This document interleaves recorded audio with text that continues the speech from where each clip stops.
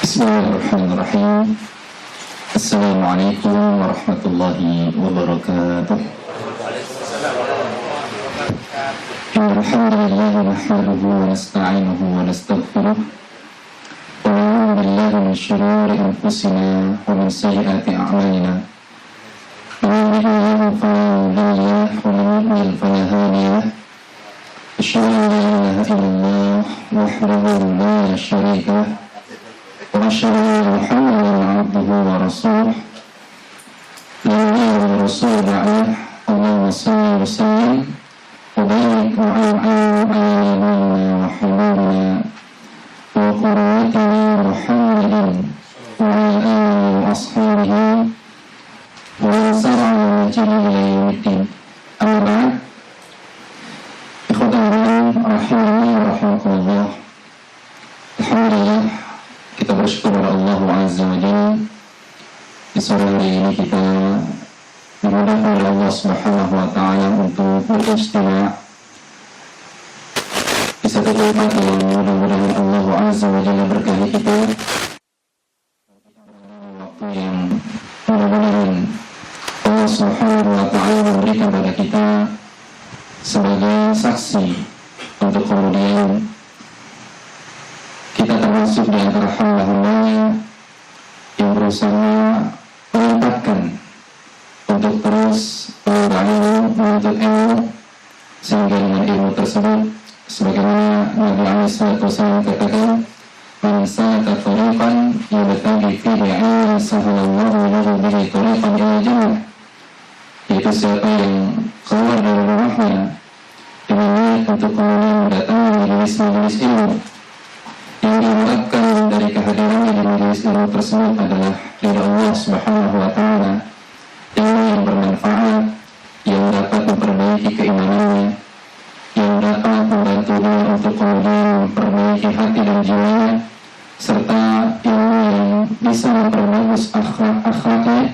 Maka itu semua adalah jalan-jalan yang memudahkan dia masuk ke dalam surganya Allah Subhanahu wa Ta'ala. Sehingga ilmu yang kita pelajari ini, khasnya yang azallah yakum, haruslah menjadi ilmu yang betul-betul transformatif. Itu ilmu yang memimpin kita biidznillah ta'ala wa taufiqih, tentunya dengan izin Allah dan taufiknya, yaitu menjadikan kita hamba Allah Subhanahu wa Ta'ala yang semakin rahmah, yang semakin memiliki sifat yaitu penyayang. Sebagai Allah Ta'ala memiliki, Allah Azza wa Jalla adalah Ar-Rahim Ar-Rahim, dan Allah lekatkan sifat ini kepada Nabi yang mulia Nabi kita Muhammad Sallallahu Alaihi Wasallam, sebagaimana Allah berfirman dalam Quran surah Al-Anbiya ayat 107, wa ma arsalnaka illa rahmatan lil alamin. Tidaklah kami mengutus engkau wahai Muhammad melainkan keadaanmu adalah sebagai pembawa rahmat untuk semesta alam. Ikhwatal iman para hadirin rahimani wa rahimakumullah. Maka sebagaimana tema kajian kita, yaitu kita akan membahas tentang jejak-jejak rahmat Rasulullah Sallallahu Alaihi Wasallam, yang darinya nanti kita akan belajar untuk kemudian kita ikuti, kita contoh, kita teladani, karena kita adalah umat beliau yang sangat utuh dengan petunjuk-petunjuk dari beliau, petunjuk yang dengannya Allah Subhanahu wa Ta'ala merahmati kita di dunia ini, dan lebih-lebih kita berharap mendapatkan juga rahmat Allah Subhanahu wa Ta'ala di akhirat. Karena sebagaimana yang kita ketahui dan kita yakini bahwa Nabi kita Alaihi Wasallam telah mengatakan, lain dan yang dua ahadun minkum bi'amalihi minar, atau kama qala Nabi sallallahu alaihi wasallam, tidak akan selamat salah seorang di antara kalian kalau mengandalkan amalannya saja untuk kemudian terhindar dari azab api neraka. Begitu juga itu berlaku pada Nabi kita Muhammad sallallahu alaihi wasallam, illa an yataghammadani Allah bi rahmatin minhu. Kata Nabi SAW, kecuali itu semua aku dapatkan karena rahmat Allah Subhanahu wa Ta'ala. Maka para hadirin dan hadirat azza wa jalla, kita akan belajar ya, untuk memahami salah satunya adalah ayat tadi yang telah kita kutip, yang telah kita sebutkan, yaitu wa ma arsalnaka illa rahmatan lil alamin. Imam At-Tabari, salah seorang di antara imam ahli tafsir Al-Quran dari generasi salaf, maksudnya adalah dari generasi masuk pada abad ke-4 Hijriah atau masuk pada abad ke-3 Hijriah, karena beliau meninggal dunia pada tahun 310 Hijriah. Beliau termasuk di antara imam ahli tafsir yang para ulama sangat merekomendasikan siapapun dari kita kaum muslimin yang ingin belajar tafsir Al-Quran, ingin mengetahui tentang pemahaman Al-Quran Al-Karim dengan penjelasan-penjelasannya berdasarkan riwayat-riwayat, maka salah satu rujukan terbaiknya adalah tafsir At-Tabari ya.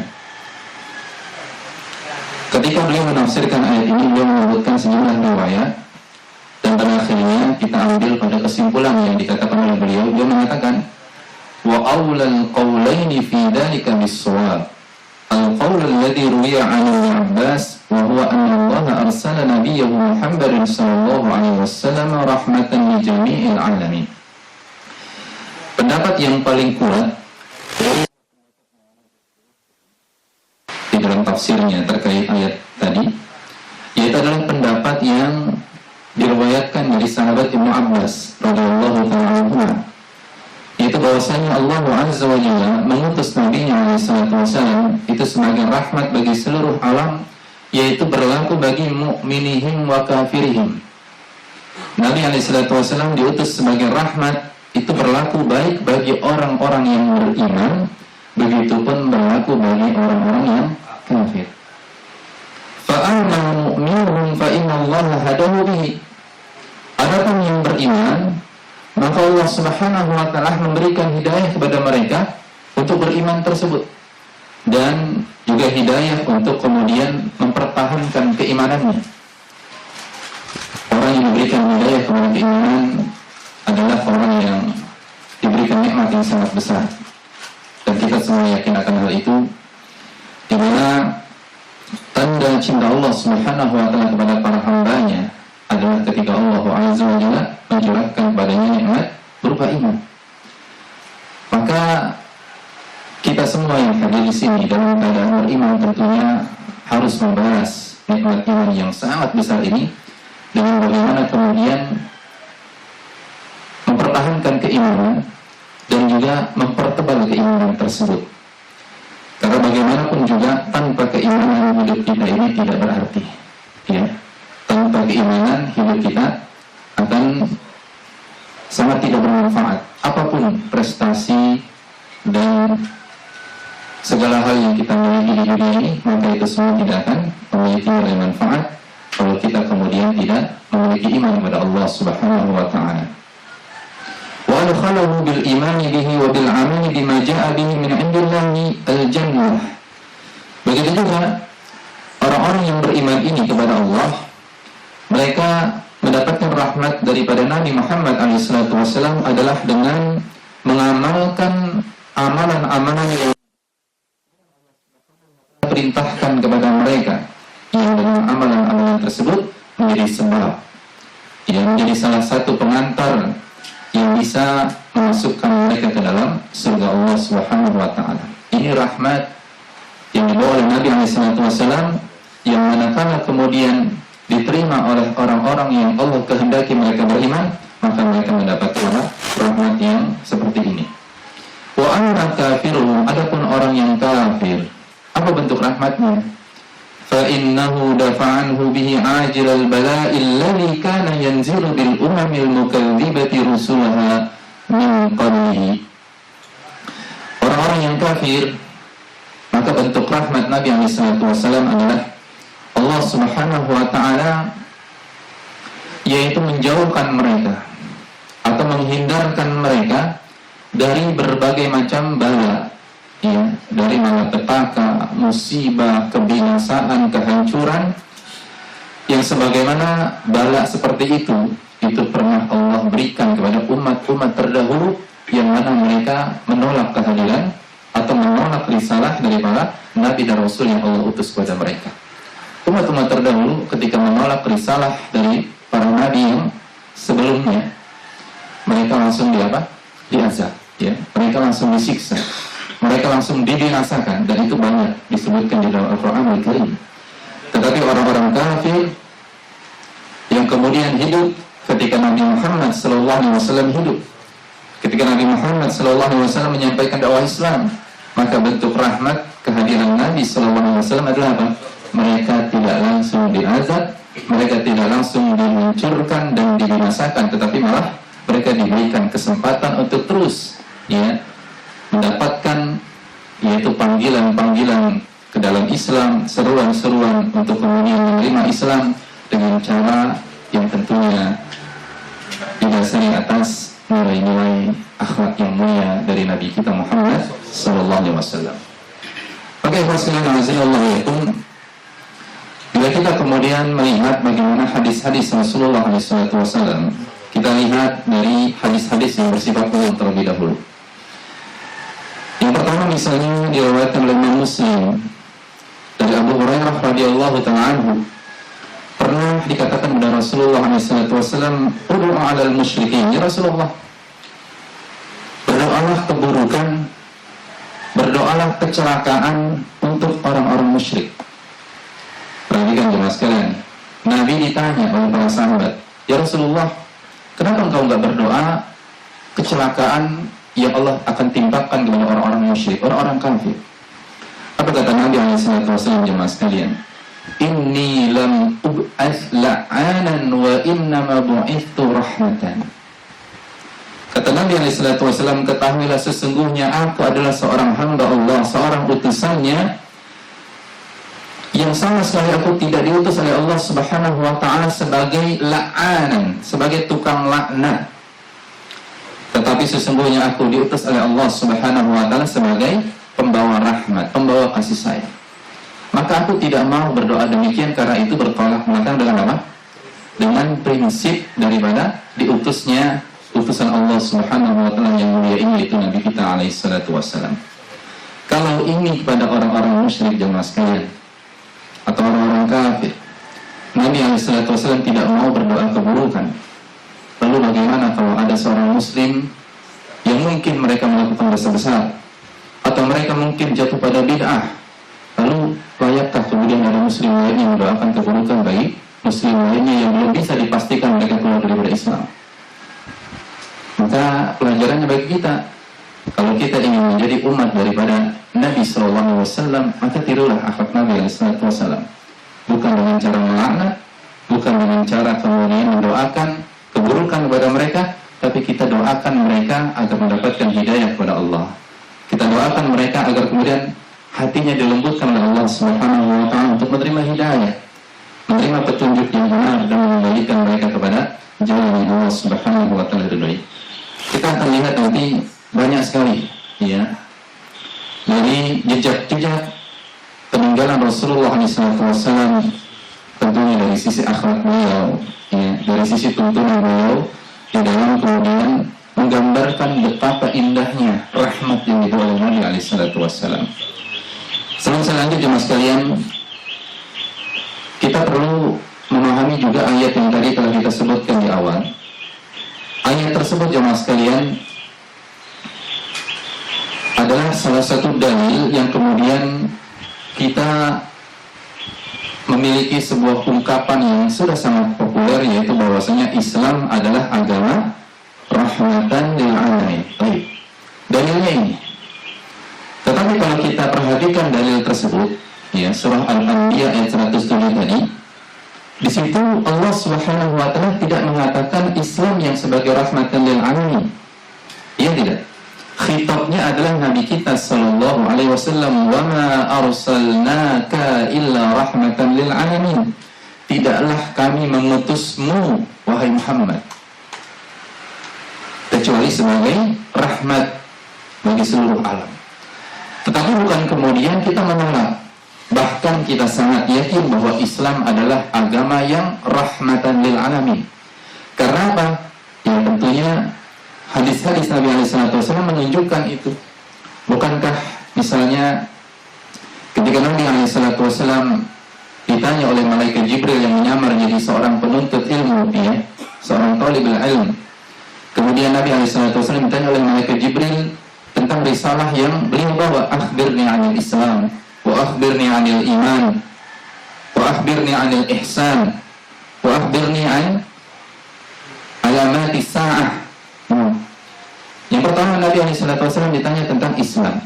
Ketika itu Nabi SAW menjelaskan apa itu Islam. Sehingga dengan kata lain, Nabi SAW diutus dengan membawa risalah Islam. Nabi ditanya tentang iman, itu berarti Nabi membawa risalah iman.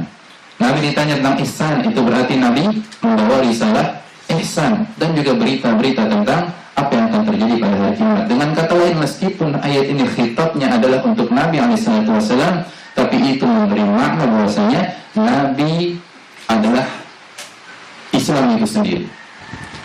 Dan para ulama juga menjelaskan, jemaah sekalian, kenapa Allah tidak langsung mengatakan misalnya wa ma ja'alnal islama illa rahmatan lil alamin. Ya, kenapa Allah Subhanahu wa taala tidak langsung mengatakan demikian? Padahal yang populer yang kita dengar adalah Islam rahmatan lil alamin.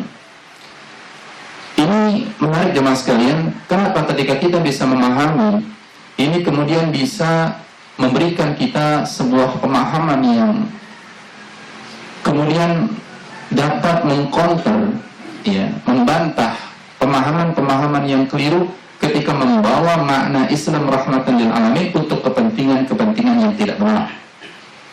Betapa banyak orang misalnya, ya, karena alasan toleransi antar agama, ya, itu kemudian membawa apa?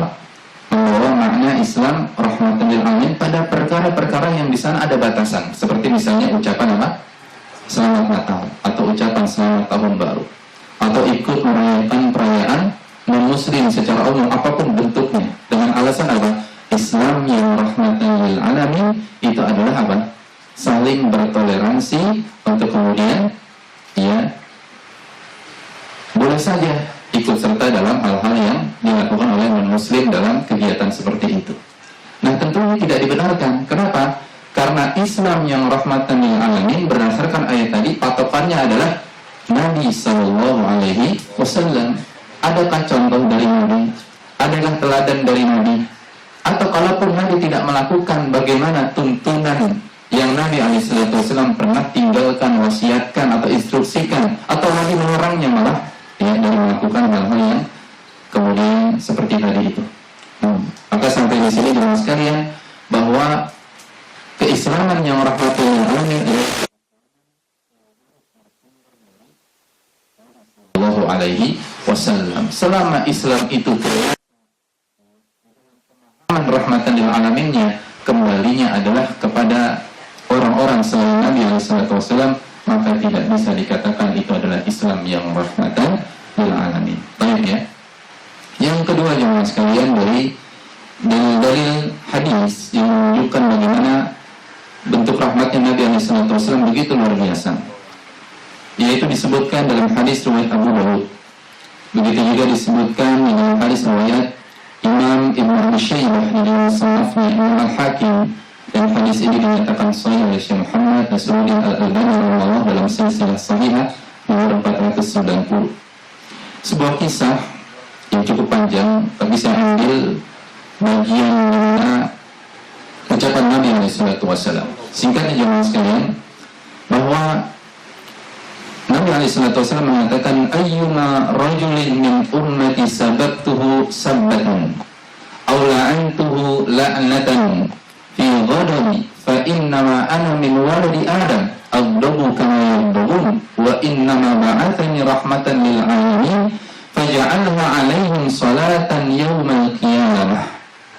Kata Nabi SAW, siapapun orang dari umatku yang mungkin pernah aku ucapkan kata-kata yang tidak baik kepadanya, kata-kata yang kemudian dalam tanda kutip mungkin kasar, dia mendapatinya seperti itu, kata-kata yang tidak mengenakan, atau bahkan aku pernah melaknatnya. Yang aku laknat dia atau yang aku ucapkan kata-kata yang tidak baik tersebut ketika kondisi marahku. Karena Nabi SAW sebagaimana manusia biasa, sebagaimana kita jemaah sekalian tentu punya apa? Ya, punya sisi emosional juga. Ya. Terkadang beliau bisa marah dan tentu marahnya beliau tidak lebih banyak daripada marahnya kita, betul ya? Betul ya? Nah, kalau kita mungkin lebih banyak marahnya daripada lebih banyak apa? Ya, sabarnya, gitu. Tetapi di sini Nabi sendiri mengatakan demikian. Dan hadis ini, ya, kalau kisah lengkapnya memang diceritakan dari riwayat Hudzaifah bin Yaman yang menceritakan bahwa Nabi SAW pernah marah kepada sebagian para sahabat. Maka kemudian apa kata Nabi SAW? Fa innama ana min waladi Adam. Aku ini anak keturunan Adam. Ya, artinya secara umum sebagaimana manusia pada umumnya. Kama yaghdabun, aku bisa marah. Aghdabu kama yaghdabun, aku bisa marah sebagaimana mereka juga marah. Akan tetapi Allah Azza wa Jalla mengutusku adalah sebagai rahmatan lil alamin, yang penebar kasih sayang kepada seluruh alam semesta. Maka jadikanlah setiap orang yang kemudian pernah aku cela, pernah aku katakan sesuatu yang tidak bagus untuknya, maka aku memohon kepada Allah Subhanahu wa taala agar setiap celaanku kepadanya itu kemudian berubah menjadi kebaikan, menjadi rahmat bagi orang yang aku cela tadi. Masya Allah. Artinya apa jemaah sekalian? Nabi melakukan hal demikian bukan karena keinginan ia berbuat buruk kepada umatnya, tapi justru kalau itu beliau lakukan ya karena sifat kemanusiaan beliau berharap itu justru menjadi kebaikan buat siapa? Buat umatnya. Ya tentunya dengan harapan umatnya kemudian apa? Sadar ya dan bisa kemudian memperbaiki dirinya sehingga mendapatkan rahmat Allah Subhanahu wa taala yang besar. Yang berikutnya jemaah sekalian melakukan Allah, Nabi kita alaihissalam bahkan menyatakan dirinya adalah sebagai Nabi yang memang pembawa rahmat. Dalam hadis riwayat Muslim disebutkan dari sahabat Abu Musa al-Asy'ari radhiyallahu ta'ala anhu, Nabi kita alaihissalam itu punya nama-nama lain. Nah, jemaah sekalian pernah dengar nggak? Ada nama-nama lain Nabi Sallallahu Alaihi Wasallam.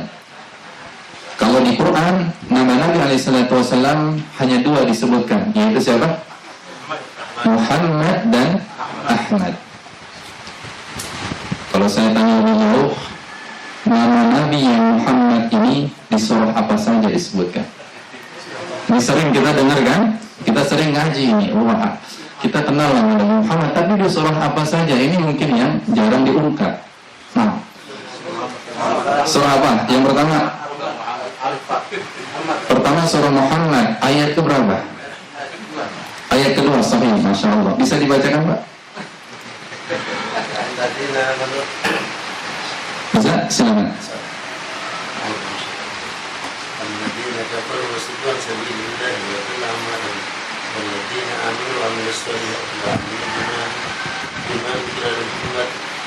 Wahwal haqqu. Masya Allah, barakallahu fiik. Nah, kita ulangi ayatnya ya. Jadi yang pertama betul. Jadi Allah sebutkan di surah Muhammad ayat kedua. Walladzina amanu wa 'amilus solihati wa amanu bima nuzila 'ala Muhammadin wa huwal haqqu min rabbihim kaffara 'anhum sayyi'atihim wa aslaha balahum. Dan orang-orang yang beriman, beramal saleh serta beriman dengan apa yang diturunkan kepada Muhammad sallallahu alaihi wasallam, dan itu adalah satu kebenaran dari Tuhan mereka, maka Allah kemudian ya hapuskan kesalahan-kesalahan mereka dan Allah perbaiki keadaan mereka. Itu yang pertama, surah Muhammad ayat kedua. Yang kedua, ya, ada 4 tempat di dalam Al-Quran Allah menyebutkan nama Muhammad. Jadi kalau bisa kita ini harus hafal, Pak, karena kita umat Muhammad. Jangan sampai Nabi kita alaihissalam pada hari kiamat nanti ya tidak mengenali kita. Kenapa? Karena kita nggak tahu ayat-ayat yang berbicara tentang nama Muhammad, nama beliau alaihissalam. Bisa dihafal nggak kira-kira? Insya Allah ya, Insya Allah. Insya Allah serius ya. Kalau ada kajian berikutnya atau ada ujian ya kita uji nanti Insya Allah ya. Yang kedua yaitu di surah Ali Imran ayat 144. Ayat ini sangat populer, khususnya adalah ketika wafatnya Nabi SAW. Jadi ayat ini populernya atau viralnya gitu ya, bukan berarti para sahabat tidak tahu ayat ini zaman sekalian. Banyak para sahabat tahu karena ayat ini bagian dari ayat Madaniyah ya.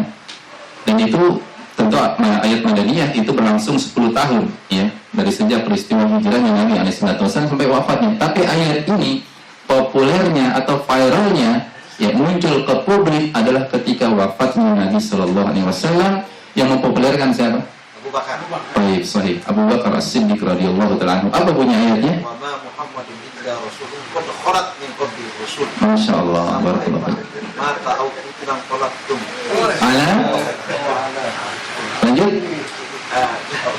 Nah, Masya Allah, barakallahu ya. Nah, jadi Allah Azza wa Jalla berfirman, ini kan terkait kisah marahnya Umar. Ya, di mana ketika wafatnya Nabi SAW tersebut, Umar sangat marah. Sampai-sampai Umar bersumpah, siapa yang mengatakan Nabi SAW meninggal dunia, maka akan aku penggal leher-lehernya itu. Ya. Hingga datanglah Abu Bakar As-Siddiq radhiyallahu ta'ala anhu yang menenangkan Umar bin Khattab dan menyampaikan pidato ya, atau semacam ya apa bahasanya permakluman gitu ya kepada masyarakat kaum muslimin, pada para sahabat untuk kemudian menghadapi peristiwa kematiannya Nabi SAW dengan tenang ya, dan dengan penuh keridhaan terhadap apa yang menjadi takdir Allah Subhanahu wa taala. Dan Abu Bakar membawakan ayat ini, wa ma Muhammadun illa rasulun qad khalat min qablihi ar-rusul afa in mata aw qutilan qalabtum ala a'qabikum wa man yanqalib ala aqibaihi falan yadurrallaha syai'a wa sayajzillahu asy-syakirin. Ya.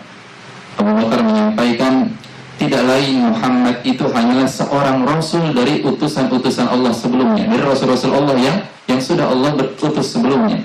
Apakah kalau dia meninggal dunia atau dia terbunuh, kalian kemudian kembali lagi ke belakang? Maksudnya adalah kalian keluar lagi daripada Islam. Siapa yang kemudian keluar dari Islam, yang kembali ke belakang, kembali murtad, maka kemurtadannya itu sama sekali tidak memudaratkan Allah Subhanahu wa ta'ala. Tetapi yang tetap menjaga keislamannya, keimanannya, maka Allah akan memberikan balasan kepada orang-orang yang bersyukur. Nah, itu ayat yang kedua. Baik ya. Yang ketiga, ada yang tahu nggak? Ini kayaknya sudah searching semua di aplikasinya ya. Silakan Mbak.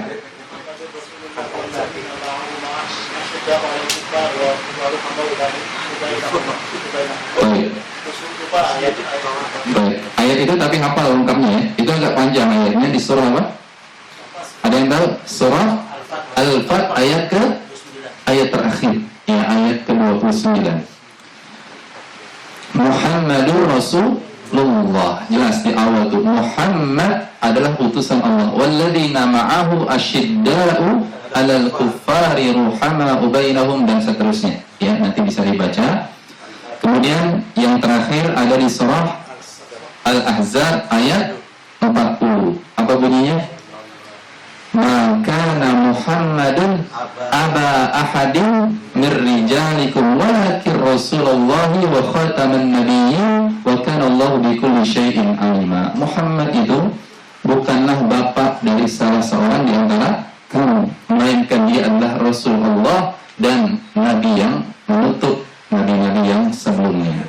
Allah Maha mengetahui atas segala sesuatu. Baik, para hadirin yang dimuliakan oleh Allah Subhanahu wa taala. Maka kalau kita lihat Nabi SAW mengatakan ana Muhammad wa ana Ahmad wa ana al-muqaffi wa ana al-hashir wa ana nabiyyur rahmah wa ana nabiyyut taubah. Ya, kalau kita kumpulkan beberapa dalil hadis yang sahih, maka Nabi SAW selain punya nama Muhammad dan Ahmad, itu juga punya nama apa? Tadi yang kita sebutkan Nabiyyur Rahmah. Ya. Akan tetapi kalau kita bicara dalam konteks nama Rasulullah SAW sebagai manusia yang dikenali dari sejak lahirnya di bangsa Arab, ya, adalah nama yang diberikan kakeknya Abdul Muthalib, yaitu ya Muhammad. Adapun nama-nama lain yang kemudian Nabi SAW katakan demikian, itu adalah bagian dari memunculkan sifat beliau yang beliau bawa dari dirinya sendiri, ya, atau sifat yang memang Allah tetapkan ada pada diri Nabi SAW, bahwa Nabi adalah Al-Muqaffi maksudnya adalah Nabi menutup ya para nabi-nabi sebelumnya. Nabi juga adalah Al-Hashir, ya bahwasanya kehadiran beliau itu kemudian mengumpulkan seluruh manusia untuk masuk ke dalam Islam. Bahkan nanti pada hari kiamat seluruh manusia beriman dari umat yang pertama sampai umat yang terakhir itu akan berlomba-lomba untuk mencari syafaat Nabi Muhammad SAW. Begitu juga beliau menyebut dirinya dengan Nabi Taubah. Nabi Taubah artinya seorang nabi yang selalu menyampaikan kepada seluruh manusia untuk semangatlah di dalam bertobat. Betapapun kurangnya kamu di dalam amal atau bahkan hidupmu penuh dengan gelimang dosa yang luar biasa, Nabi SAW selalu mengajak manusia siapapun untuk bertobat kepada Allah Subhanahu wa taala. Bukan kemudian membuat mereka putus asa dari rahmat Allah Subhanahu wa taala. Maka demikian kita jemaah sekalian dalam dakwah pun demikian. Ya, bahwa ketika kita mendapati ada orang-orang yang dalam tanda kutip ternyata masih jauh dari kebenaran, masih jauh dari hidayah, maka bukan kemudian kita menjauhkan mereka dari rahmat Allah Azza wa Jalla dengan mencaci maki mereka, menghina-hina mereka, ya. Kemudian apalagi? Ya, bahkan sampai memvonis mereka dengan vonis-vonis keluar dari Islam, sedangkan kita adalah orang-orang yang tidak layak untuk kemudian menyatakan demikian. Ya, maka yang kita harus lakukan adalah sebagaimana yang Nabi contohkan, Nabiyur Rahmah, Nabiyut Taubah, ya, memberikan peluang semangat kepada manusia siapapun untuk kembali kepada jalan yang benar, yaitu jalan taubat, jalan kembali kepada Allah Subhanahu wa taala. Nah, kemudian para hadirin yang dimuliakan oleh Allah Subhanahu wa taala, ada faedah yang menarik, yaitu selain nama Muhammad ada juga nama Ahmad di dalam Al-Qur'an. Ya. Allah sebutkan di surah apa nama Ahmad tadi? Surah As-Saff ayat ke berapa? Ayat ke-6. Nah, apa bunyinya? Silakan, ada yang bisa bacakan? Nama Ahmad yang Allah sebutkan dalam surah As-Saff adalah nama yang disebut oleh Nabi Isa alaihissalam. Wa idh qala Isa bin Maryam ya bani Israil inni rasulullah ilaikum musaddiqan lima baina yadayya minat taurati wa mubasysyiran bi rasulin ya'ti min ba'di ismuhu Ahmad.